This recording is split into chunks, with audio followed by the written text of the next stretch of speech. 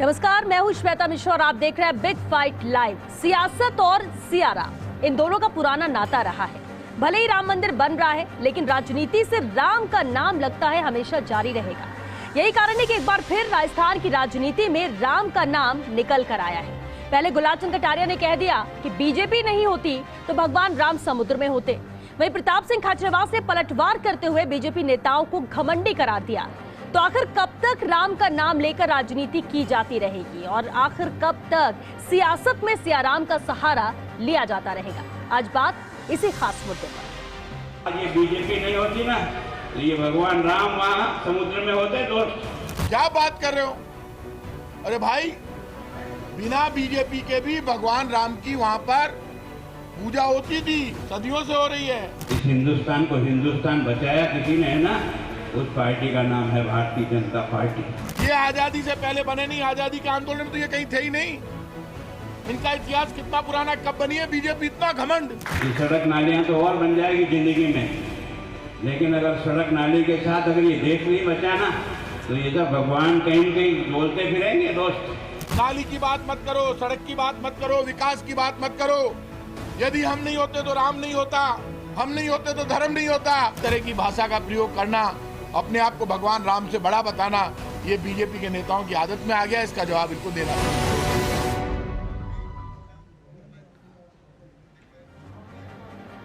और चलिए, इस खास मुद्दे पर हमारे साथ चर्चा के लिए बेहद खास मेहमान भी जुड़ चुके हैं, उनसे रूबरू करा दे आपको। हमारे साथ बीजेपी विधायक वासुदेव देवनानी जी हैं, कांग्रेस विधायक रामनारायण मीणा जी हमारे साथ जुड़ चुके हैं, विश्व हिंदू परिषद से रविंद्र शर्मा जी हैं और साथ ही धर्मगुरु सौरभ राघवेंद्र आचार्य जी भी हमारे साथ जुड़ चुके हैं। बहुत स्वागत है आप सभी का बिग फाइट लाइव में।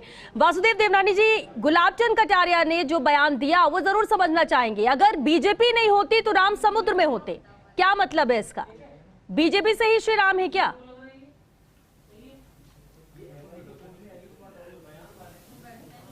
गुलाब जी ने जो कुछ कहा है उसको समझने की आवश्यकता है।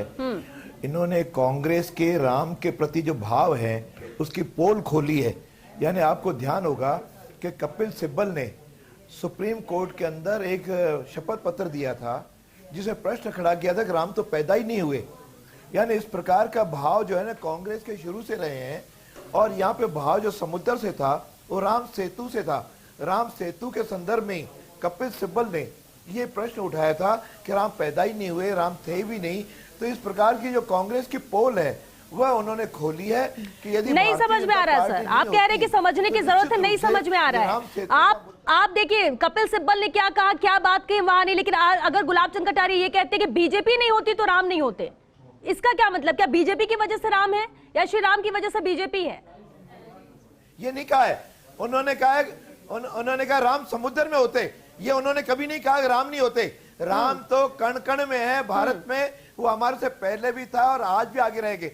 जब तक ये संसार है तब तक राम जी तो रहेंगे और राम जी को कोई मिटा नहीं सकता।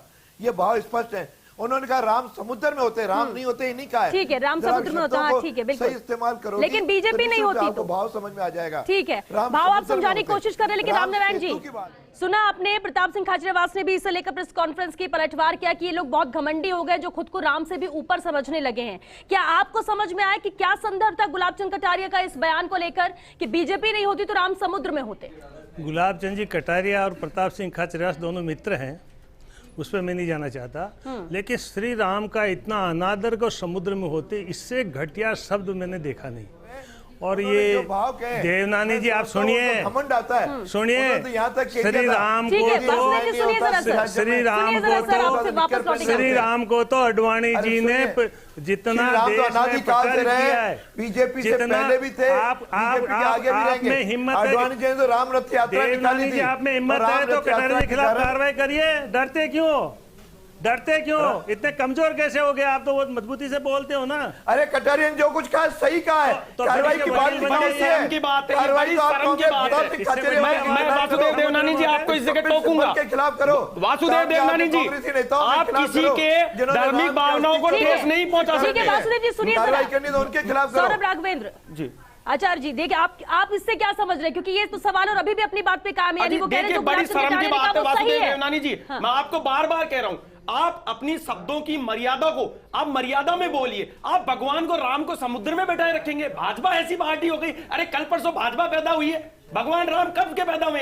तुम्हारे पुरखे नहीं पैदा हुए, उससे पहले कांग्रेस की बात बैठा रही है। थी, उस पर कटाक्ष किया उन्होंने। कटाक्ष कांग्रेस ने संसद में बैठा रखा था। जब भगवान राम को आगे आते लेते हो, भाजपा ने ये किया, मंदिर बन रहा है, तुम्हारे बाप की भगवती है भगवान राम। ये राघवेंद्र जी थोड़ा सा शब्दों पर कंट्रीब्यूशन है, संयम रखिए, लेकिन ठीक है वासुदेव जी, वासुदेव जी ठीक है सर, आप भावनाओं की बात कर रहे हैं, भाव की बात कर रहे हैं। आपका राम भाजपा का कमल का फूल हो गया, आप उस राम को नहीं जानते जो हजारों लोगों के दिलों में बसते हैं। भावनाओं को समझो जरा, समुद्र में बैठा दिया उसको। शर्म भाजपा नहीं होती तो राम समुद्र में होते। बड़े शर्म की बात है आपको। भारतीय जनता पार्टी ने तो एक भव्य मंदिर निर्माण में सहयोग दे करके ठीक है, अपने ठीक है वासुदेव जी, वापस लौटेंगे सर। आप जो कहना चाह रहे हैं और जो भाव की बात कर रहे हैं, जो आशय आप समझाना चाह रहे हैं, वो आप समझेंगे। ठीक है वासुदेव जी, एक मिनट कटवाइए तब जाके इतनी देश में सौरभ राघवेंद्र आचार्य जी, एक मिनट, पट्टा अपने बाप का करवा लिया, अपने नाम करवा लिया। आचार्य जी एक मिनट, आत्मरोती है। रविंद्र शर्मा जी मेरे पास एक मिनट,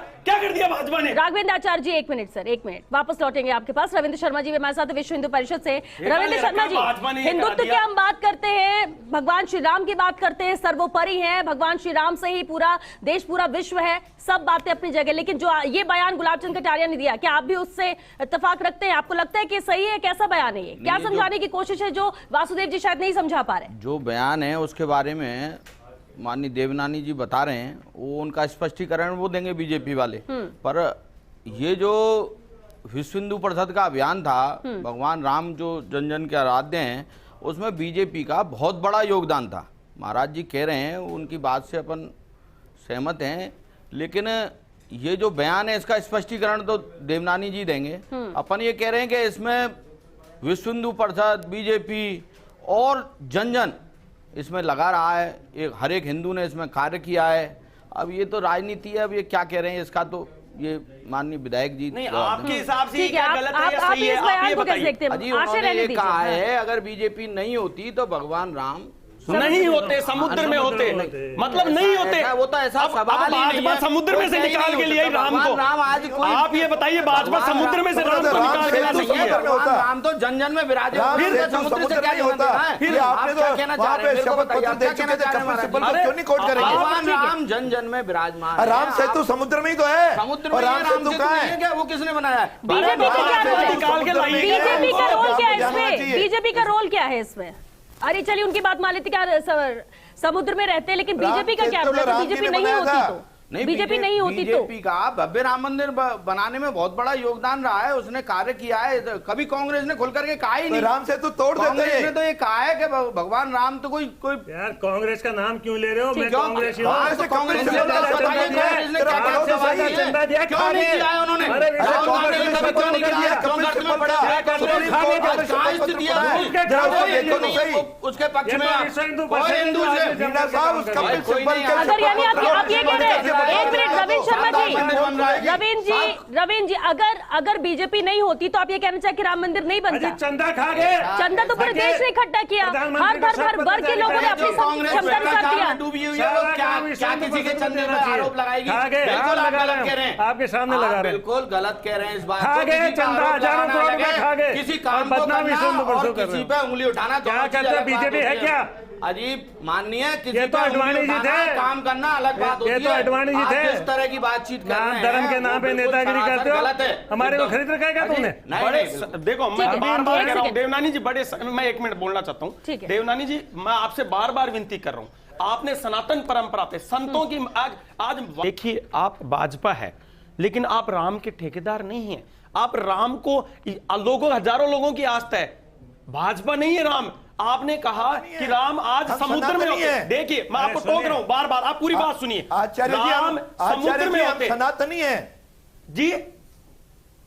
मैं आपको टोक रहा हूं, हम सनातनी हैं। सनातनी आप भी हैं, हम भी सनातनी हैं। बिल्कुल, लेकिन आप किसी के ऐसे राम के लिए, आप राम का नाम लेके देखिए, उस राम को आप समुद्र से भाजपा निकाल के लाएगी। अरे बड़े शर्म की बात है यार, आप क्या बोल जाते हैं? आपको खुद को सतुना नहीं है। मुझे लगता है आडवाणी जी की तरह आप लोगों को मार्गदर्शन मंडल में भेजना चाहिए। बचाया है, आपकी जगह मार्गदर्शन मंडल में है, आप वहां जाइए। आप कम से कम ऐसे अनर्गल बयान जारी नहीं करें। वासुदेव जी चलिए ठीक है, आप कह रहे हैं कि आशय कुछ और था, कपिल सिब्बल के बयान को लेकर ये बात कह रहे थे, लेकिन वास्तव समुद्र में रहता। ठीक है, आपने ये बात कही, लेकिन वासुदेव जी, गुलाब चंद कटारिया ने एक और बात कही कि देश में सड़क नाले तो बनते रहेंगे, लेकिन अगर देश नहीं बचा तो भगवान राम डोलते फिरेंगे। ये कैसा बयान? अब इसको एक एक शब्द को समझना पड़ेगा कि इस तरह का बयान भगवान राम को लेकर, देखिए राजनीति में बयानबाजी चलती है, लेकिन उसमें भगवान राम को लाना और ऐसे बयान देना, इससे क्या होगा? इसे भी समझा दीजिए जरा सर आप, देवनानी जी। श्वेता जी बड़ा स्पष्ट है कि सड़कें, नाली, ये भौतिक चीजें तो आज बनेंगी, कल टूटेंगी। राम एक सनातनी है, राम सनातन अनंत काल से राम रहे और अनंत काल तक रहेंगे, इससे कोई इनकार कर नहीं सकता। इन्हें राम के नाम को इन्होंने जो उसके अस्तित्व को स्वीकार नहीं किया, उस पे कहा जरा अस्तित्व है, जरा कांग्रेसियों चेक हो जाओ, आपके लोगों की भावनाओं के साथ मत खेलो। तुमने भावनाओं के साथ कपिल कोई अस्तित्व का सवाल नहीं उठा रहा है, कोई अस्तित्व का उठा नहीं रहा है सवाल। आपने ये कहा कि राम इधर उधर घूमते रहते, गुलाब चंद कटारिया कह रहे हैं राम इधर उधर घूमते रहते हैं, भाजपा आ गई राम को समुद्र, कांग्रेस ने उठाया, आप कह रहे हो सेतु है, आप कह रहे हैं राम। अरे आप बीजेपी नहीं ले इसका तो वो कांग्रेस ने क्यों नहीं लिया इसका? आज इस आंदोलन को अपने हाथ में क्यों नहीं लिया? क्या वो उसमें हिंदू नहीं है? क्या उनकी भावनाएं नहीं है वहाँ? तो अगर बीजेपी ले रही है तो क्या हो गया? हिस्सा लेती, जो लेगा वो फायदा पहुंचेगा। यानी आप कह रहे हैं कि क्रेडिट जो ले रहा है वो सही है, श्रेय ले रहे हैं सही है, कांग्रेस ने क्यों नहीं ले लिया? देवनान जी से कहें कि उनके मुखारबिंद को थोड़ा बंद करें, कानों को तेज करें। मैं कहना चाहता हूं, मैं कांग्रेस मैन हूं, जन्म से कांग्रेसी हूं और हमने चंदा दिया है। कौन कहता है कपिल सिब्बल कांग्रेस नहीं है? करोड़ों करोड़ों कांग्रेस है। और ये सबसे पहले आपको श्वेत पत्र जारी करना चाहिए कि वहां के संत बीजेपी के, बीजेपी से संबंधित संगठनों के खिलाफ मुकदमे दर्ज कर रहे हैं कि आप सैकड़ों करोड़ रुपए खा गए बीजेपी वाले।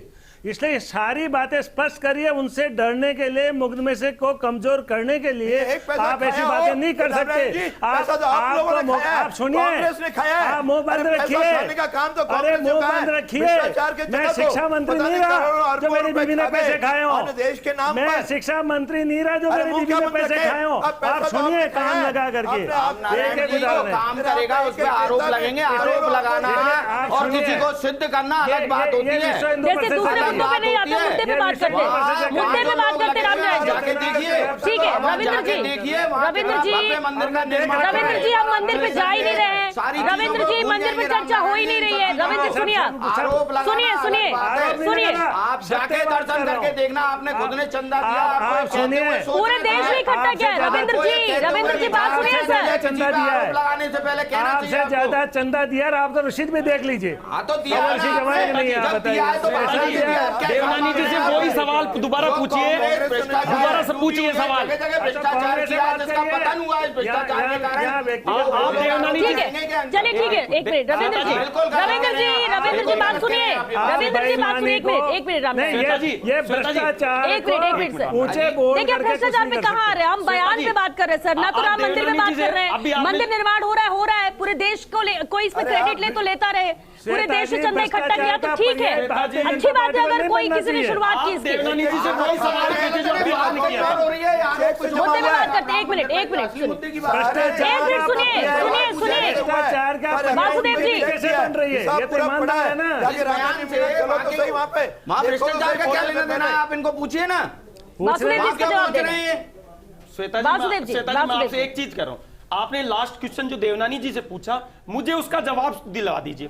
आपने अभी क्वेश्चन पूछा भगवान राम इधर उधर घूमते रहेंगे, यही बोला था कि सड़क और नाली तो बनते रहेंगे देश में, लेकिन अगर देश को बचाना है तो वो जरूरी है, नहीं तो भगवान राम डोलते फिरेंगे, ये कहा। अभी उनका आशय है, पहले भी कई मंदिर टूटे हैं, कौन होते वकील, पहले भी स्थिति बिगड़ी है, वकील कहाँ से तो अगर इन्हें हिंदुत्व की सही ढंग से परिभाषा नहीं होगी, रक्षा नहीं की जाएगी तो मंदिर फिर टूटेंगे।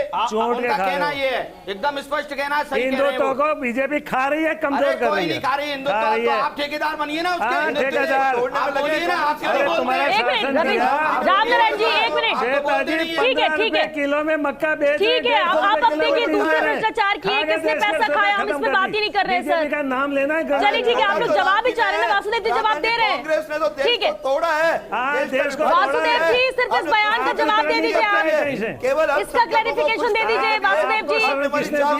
बलिदान किया। मान बिंदु मुद्दे पे बात, एक मिनट, रामनारायण जी, रामनारायण जी, एक मिनट, रविंद्र जी, रविंद्र जी, अब आप सर मंदिर पे जा रहे हैं, एक मिनट रुकिए ना। देवनानी जी को शरण दी उस टाइम किसका सरकार? आप लोग जवाब भी चाहते हैं और जवाब देने भी नहीं दे रहे हैं। आप दूसरे मुद्दे पर लेकर जाएंगे, वो जवाब कैसे देंगे? सवाल जवाब उठ ही रहा है तो।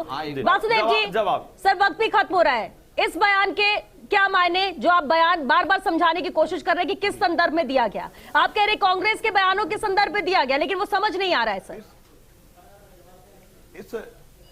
वासुदेव जी, श्वेता जी, बड़ा स्पष्ट है कि राम अनंत काल से है, अनंत काल तक रहेंगे। हमारे रग रग में राम है, हम सनातनी है, रग रग में राम है।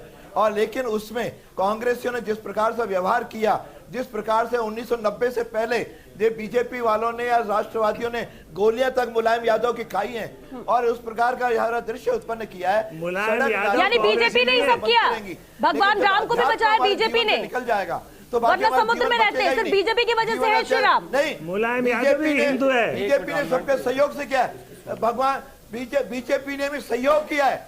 लाल कृष्ण आडवाणी ने रथ यात्रा निकाली, राम को आज मेन फ्रंट पे ला करके बीजेपी ने सहयोग किया है, आम जनता का सहयोग लिया है, सनातनियों का सहयोग लिया है, हर साधु संत का सहयोग लिया है। सियासत में सिया राम हो रहे हैं, हमेशा मुद्दे बने रहता है, बयान भी ऐसे ही आते हैं। लास्ट में आखिरी बार भी वही मेरी लाइन है, क्या भाजपा राम को समुद्र से निकालेगी?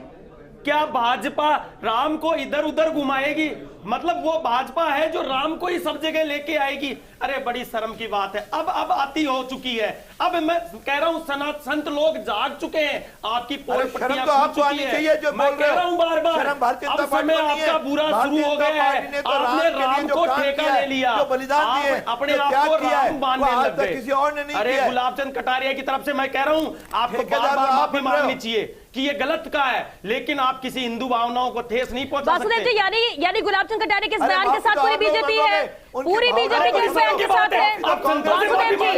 क्या पूरी बीजेपी इस बयान के साथ है? अभी तो डूब के मर जाओ। कांग्रेस में मांगे, ये कहते हो कि माफी मांगो। प्रताप सिंह खचरिया बस मांगे, माफी कपिल सिब्बल मांगे, कभी आपके राहुल गांधी मांगे, माफी सोनिया गांधी मांगे। चलिए ठीक है, लेकिन आप लोगों को नहीं लगता कि कुछ गलत है जो ये बयान गुलाबचंद कटारिया ने दिया? चलिए, क्योंकि वक्त खत्म हो चुका है। बहुत शुक्रिया आप सभी का चर्चा में शामिल होने के लिए।